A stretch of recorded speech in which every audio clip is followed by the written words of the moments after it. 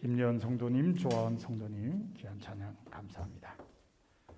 오늘도 3부 예배 참석하신 여러분께 주님께서 주시는 평화가 함께하길 바랍니다. 최근에 우리나라 정당마다 내년에 있을 대통령 선거에 후보로 낼 사람을 결정했습니다. 4개월밖에 남지 않았으니 부지런히 선거 운동을 할 것 같습니다. 그런데 아직 3년이나 남은 차기 미국 대통령 선거에 과연 이 사람이 출마할 것인가에 대해 미국 언론이 관심을 기울이기 시작했습니다. 바로 전 대통령인 도널드 트럼프입니다. 트럼프는 아직 공식 출마 선언을 하지 않았습니다. 그러나 지난 2일 미국의 정치 전문 매체인 더 힐은 한 여론조사에서 트럼프가 공화당 차기 대선 주자 지지율 1위를 차지했다고 보도했습니다. 2위와는 무려 37%의 차이를 보였다고 합니다. 트럼프와 관련해서는 아무도 쉽게 장담할 수 없습니다. 워낙 예측 밖의 일들이 많이 일어났기 때문입니다. 지난 2016년에 치러진 미국 대통령 선거에서 트럼프 공화당 후보가 승리한 후 2008년에 노벨 경제학상을 받은 경제학자이자 뉴욕타임즈 칼럼니스트인 폴 크루그만 박사가 쓴 글의 제목이 우리가 몰랐던 우리나라입니다. 지금 우리나라 얘기가 아니고 미국 얘기예요. 미국 사람이 자기가 자기 나라를 잘 몰랐다는 거예요. 크루그만이 쓴 글의 제목처럼 미국의 지식인들은 힐러리 클린턴 민주당 후보가 이길 것이라고 잘못 예측했습니다. LA 타임즈를 비롯한 2개의 언론사 이외의 모든 언론 매체가 클린턴이 이긴다고 예측한 것입니다. 그러나 결과는 트럼프의 승리였습니다. 이런 결과에 대해 제프 게린이라는 선거 전문가는 많은 여론조사 기관에서 교육 수준이 비교적 낮은 백인 유권자들의 중요성을 낮게 평가했기 때문이라고 분석했습니다. 앞서 언급한 크루그먼도 시골 지역의 많은 백인 유권자가 미국에 대한 이상을 공유하지 못하고 핏줄과 땅, 그리고 전통적 가부장 가치와 인종적 위계 질서를 선택했다고 지적했습니다. 두 사람 모두 교육 수준이 비교적 낮은 백인 유권자들의 표 때문에 트럼프가 당선됐다고 본 것입니다. 지금까지 알려진 바에 의하면 미국 국민 가운데 흑인과 히스패닉 그리고 청년층은 전통적으로 민주당 지지층으로 분류됐습니다. 반면에 백인 가운데 교육 수준이 낮은 사람들은 공화당의 주요 지지층이었습니다. 앞선 선거에서도 이 사람들의 공화당 지지율이 민주당과 비교해 40% 가까이 늘어나서 트럼프의 승리에 일조한 것으로 드러났습니다.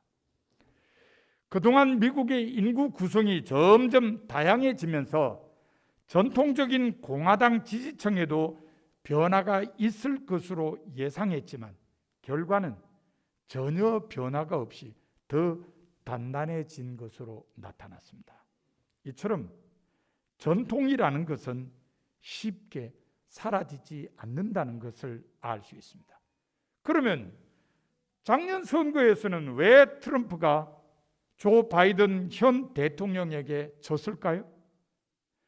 다양한 설명이 나왔습니다마는 가장 이해하기 쉬운 설명은 트럼프가 전통적인 공화당 지지층인 보수주의를 헌신짝처럼 내팽개친 탓이 크다는 것입니다. 예를 들면 트럼프는 파병 군인들을 패배자 또는 호구라고 부르며 공동체를 위해 헌신하다 목숨을 잃은 사람들을 우롱했습니다. 그 결과 월남전 참전 용사이자 같은 공화당 지도자였던 존 맥케인의 선거구인 인디애나 주조차 이기지 못했습니다. 전통을 무시한 결과라고 할 수 있습니다. 그래서 공동체를 이끌어가는 사람들은 전통에 관해 관심을 가지고 전통의 창조에 힘을 쏟아왔습니다. 이 점은 런던 대학교의 비백 칼리지 교수였던 에릭 홉스봄이었건 만들어진 전통이라는 책에 잘 나타나 있습니다. 홉스봄에 의하면 19세기 말과 20세기 초에 유럽에서 집중적으로 전통이 만들어졌습니다. 전통의 창조가 일어난 것입니다. 그 이유가 뭐냐? 산업 경제가 도래하고 도시화가 전개되며 국민 국가가 대두되는 와중에 급변하는 사회에서 안정이 필요했기 때문입니다. 쉽게 말하면 사회의 안정을 위해서 전통을 만들어냈다는 것입니다. 홉스봄이 예로 든 것이 영국 왕실의 의례입니다. 영국 왕실의 의례는 얼마나 그럴듯한지 천년의 전통처럼 느껴집니다. 하지만 실제로는 대부분이 19세기 말에 만들어졌다는 겁니다. 홉스봄은 이런 만들어진 전통들은 역사와 동떨어져 있으며 정치적 의도에 의해 조작되거나 통제되기도 한다고 지적했습니다. 정치인들에 의해 국민 국가의 권위와 특권을 부추기기 위해 사용됐다는 것입니다.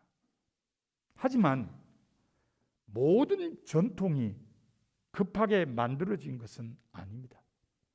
어떤 전통들은 오랜 세월을 이어오면서 자연스럽게 형성됐습니다. 우리는 이런 전통들을 성서 안에서도 찾아볼 수 있습니다. 희생제사는 그 좋은 예입니다. 희생제사는 하나님의 택함받은 백성으로서 이스라엘의 자랑이자 오랜 전통입니다. 창세기 8장 20절에 보면 대홍수 후에 방주에서 나온 노아는 주님 앞에 제단을 쌓고 정결한 짐승과 새 가운데서 제물을 골라 번제로 드렸습니다. 22장 13절에 보면 기원전 18세기 사람인 아브라함이 모리아 땅에서 하나님께서 준비하신 숫양으로 아들 대신에 제물로 삼아 번제를 드렸습니다. 이로 보아 이스라엘의 희생제사는 오래된 전통임을 알 수 있습니다. 오래된 전통으로서 희생제사는 이스라엘 백성을 하나 되게 하는 근거가 됐으며 사회 질서를 유지하게 하는 장치가 됐습니다.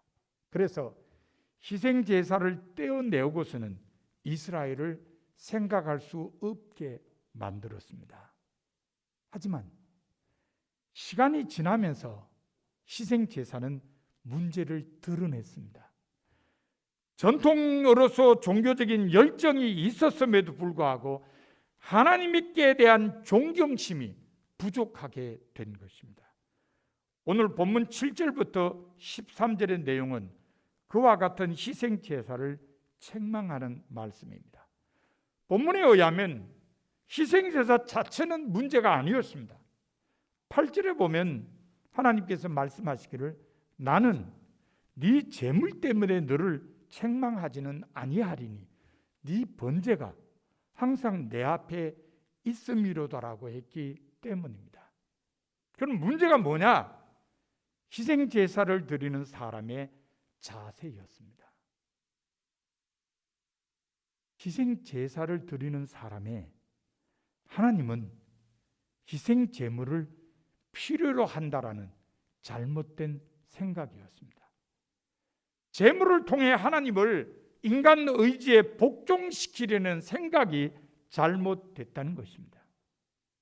이런 생각은 바벨론 사람들의 영향으로 보입니다. 기원전 3000년경에 기록된 바벨론 사람들의 토판 문서 가운데 길가메시 서사시라는 것이 있습니다. 영국의 고고학자 샌다즈가 쓴 책 길가메시 서사시의 홍수 이야기 편에 보면 이런 이야기가 있습니다. 세상을 휩쓴 홍수가 일어났습니다. 엿새 동안요. 엿새 동안의 홍수가 끝난 후에 길가메시가 제사를 지내고 술을 땅에 뿌렸습니다. 그리고 제단 솥을 걸고 그 위에다가 수수, 향나무, 도금냥을 쌓았습니다. 그러자 신들이 향기로운 냄새를 맡고 제상에 모여들었습니다. 이야기의 마지막은 신들이 재물 때문에 제사상에 모여들었다는 것입니다. 재물로 신들을 인간 의지에 복종시켰다는 생각입니다. 이런 바벨론 사람들의 생각이 이스라엘 사람들에게 영향을 미친 것으로 여겨집니다. 그래서 제물로 하나님을 인간 의지에 복종시키려고 했다는 것입니다. 본문 9절부터 13절의 말씀은 바로 그런 자세를 책망하고 있습니다. 희생 제사를 드리는 사람의 잘못된 자세에 대해 나무라고 있는 것입니다. 눈에 보이는 모든 것이 하나님의 것인데 뭐가 부족해서 하나님이 너희들이 드리는 제사의 제물 때문에 내가 니네들 뜻에 복종하겠냐는 겁니다. 그렇다면 하나님께서 요청하시는 희생 제사를 드리는 사람, 곧 예배자의 올바른 자세는 무엇일까요? 그것은 한마디로 하나님을 높이고 하나님 앞에 복종하는 것입니다. 그런데 본문 14절과 15절에 보면 그것이 세 가지로 나타나고 있습니다. 첫 번째는 감사입니다. 본문 14절 앞부분에 있는 감사로 하나님께 제사를 드리며라는 구절에 나타납니다. 감사가 뭡니까? 감사는 하나님의 주권을 인정하는 자세입니다. 모든 것을 다스리시고 섭리하시는 하나님께 대한 인정입니다. 그래서 하나님께서는 예배자에게 가장 먼저 감사를 요청하셨습니다. 감사야말로 예배하는 사람의 가장 중요한 자세이기 때문입니다. 시편에는 이스라엘 백성의 신앙 고백이 담겨져 있습니다. 그런데 그 시편에는 감사의 시가 참 많습니다. 그 이유가 어디 있습니까? 감사가 하나님 앞에 설 수 있는 조건이기 때문에 많은 시인이 감사의 시로 자신의 신앙을 고백한 것입니다. 그러므로 하나님 앞에 서는 모든 사람은 항상 감사의 자세를 가져야 합니다. 하지만 한 가지 주의해야 할 것이 있습니다. 좋을 때만 골라서 감사해서는 안 된다는 것입니다. 오래전에 최용덕 씨가 펴낸 참미예수라는 복음 성가집에 이런 이야기가 실렸습니다. 압이라고 하는 미국의 신문 인생 상담가 앞으로 15살의 소녀가 편지를 보냈습니다. 이런 내용이었습니다. 나는 불행합니다. 나는 독방도 없고 부모의 간섭도 심하며 나를 믿어주지도 않습니다. 나를 청해주는 남자도 없고 좋은 옷도 없습니다. 나의 장래는 암담합니다. 아비는 이 편지를 신문에 공개했습니다. 그러자 이 글을 읽은 13살의 소녀가 편지를 보냈습니다. 이런 내용이었습니다. 나는 걷지 못하는 소녀입니다. 그러나 사람이 보고 듣고 말하는 것이 얼마나 큰 행복입니까? 나는 걷지는 못하지만 보고 듣고 말하는 것으로 내 다리의 불행을 대치하려고 합니다. 이 얼마나 좋은 자세입니까? 우리도 이런 자세를 가져야 합니다. 내게 없는 것으로 인해 불평하기보다는 내게 있는 것으로 인해 하나님께 감사하는 자세를 가져야 합니다. 그것이 바로 하나님께서 요청하시는 예배자의 첫 번째 자세입니다. 하나님께서 요청하시는 예배자의 두 번째 자세는 서원 이행입니다. 본문 14절 뒷부분에 있는 지존하신 이에게 네 서원을 갚으며라는 구절에 나타납니다. 서원이 뭡니까? 하나님과의 약속입니다. 그러므로 서원 이행은 하나님과의 약속을 지킨다는 의미입니다. 이것은 하나님의 존엄성을 인정하는 자세입니다. 서원에 관한 말씀은 서원장이라고 불리는 민수기 30장에 잘 기록되어 있습니다. 특히 2절에 보면 사람이 여호와께 서원하였거나 결심하고 서약하였으면 깨트리지 말고 그가 입으로 말한 대로 다 이행할 것이니라고 했습니다. 나머지 구절들은 구체적으로 어떤 상황에서 서원했든지 반드시 행해야 함을 강조하고 있습니다. 그래서 이스라엘 백성은 어떤 상황에서도 서원을 이행하려고 힘썼습니다. 그러다 보니까 눈물겨운 일도 일어났습니다.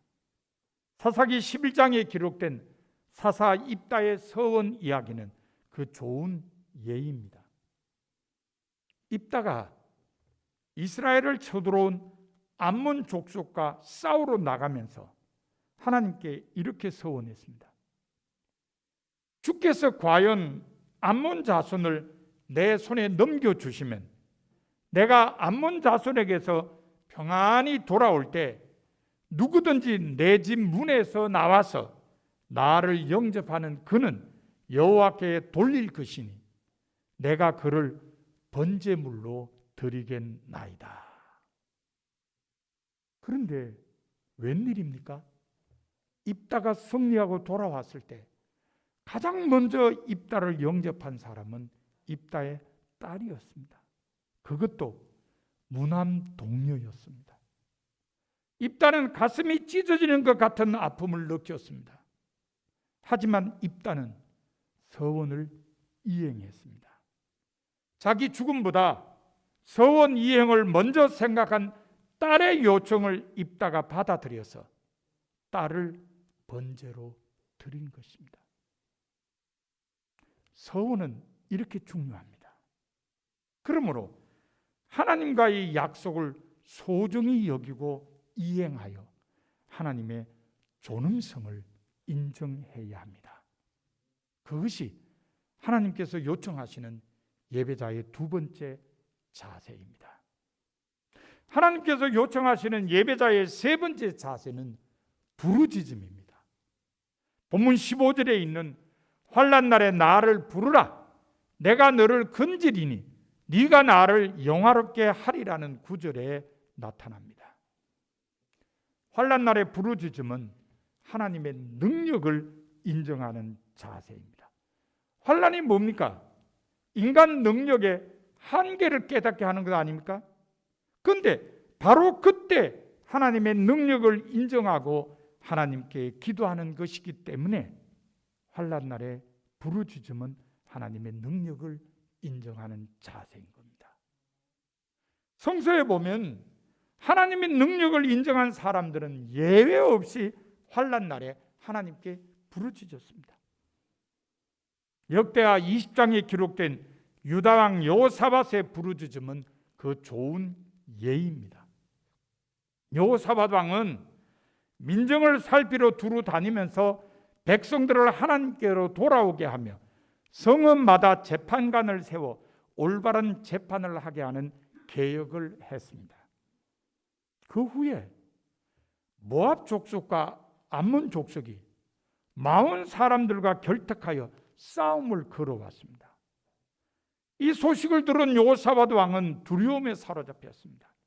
그들이 큰 부대를 이루어 쳐들어왔다고 들었기 때문입니다. 하지만 여호사밧 왕은 두려움에 떨고 있지만은 않았습니다.